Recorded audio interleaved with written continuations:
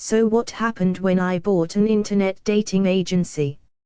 In the mid-2000s, say 2003 to 2009, I bought and sold quite a few internet businesses, and I had a small brokerage specializing in these types of deals.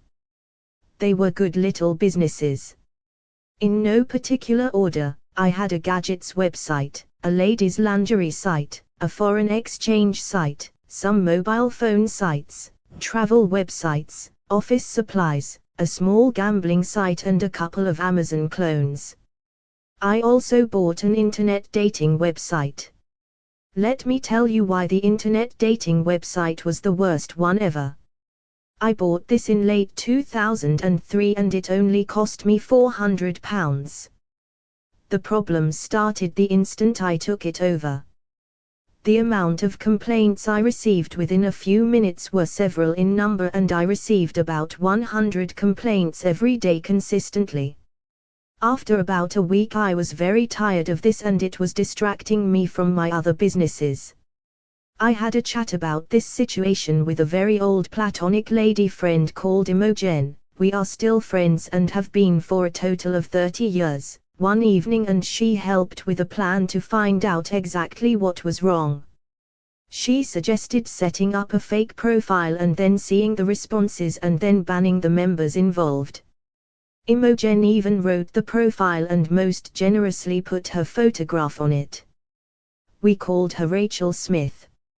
I was seriously unprepared for what happened next. I had a small plan. After a while I would change the name on the profile to dating agency staff and then systematically ban all male users sending offensive or nasty messages. I would be quick and brutal and hopefully restore some decency to the site. I was also going to publicly announce I was taking the action. The profile went live on a Sunday morning about 11 a.m. from memory. I went out that afternoon with my girlfriend of the time, somewhere in West London from memory. We had a nice afternoon and it was about 9 p.m. and I was getting prepped for Monday morning when I decided to check the Rachel Smith account on the dating website. Bad move.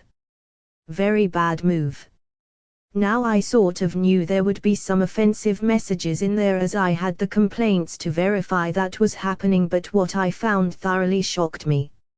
Rachel had over 900 private messages and only a handful of them were polite, well-mannered, well-meaning, civil or decent.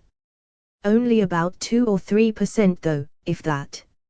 Of those 900 messages, Rachel had over 300 messages from men telling her that they, and I quote, wanted to smash her back doors in. Some were suggestions of rape and other acts, and I cannot forget the chap who wanted Rachel's phone number, home address, NI and bank account details and demanded the response immediately or he would hit her. Several requested nude photographs and the language in many was horrific. This is why women do not like dating websites. No woman deserves this. By this point I could not wait. We were now into the small hours of Monday morning. I hurriedly changed my diary for Monday and Tuesday. Rachel's name was very rapidly changed to dating agency staff, and private messages and emails sent back to the offending men telling them where to get off and that their actions were unacceptable and that they were banned from the site. I had no other option. I had to act very fast. I worked through Monday on this and finally went to sleep about 11 p.m. on Monday night, having been awake from 7 a.m. Sunday morning. What was even worse was the men that responded to the email trying to justify their actions. Some of these were plain awful, and I considered bringing in the police at one point because of threats from a small number of those men involved, 5 in total. What became even worse for me was that one of these men was a married businessman that I actually did business with and actually respected. I met his wife a few times, a lovely lady. I did consider having a quiet chat with her and providing the evidence, but in the end I decided against it. I have not spoken to this person since.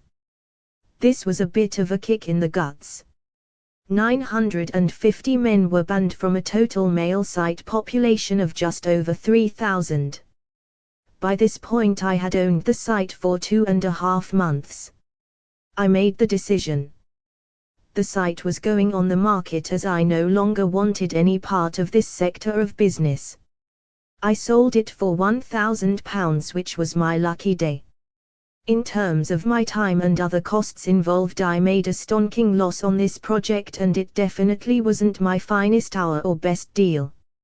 I have been using an internet dating site recently.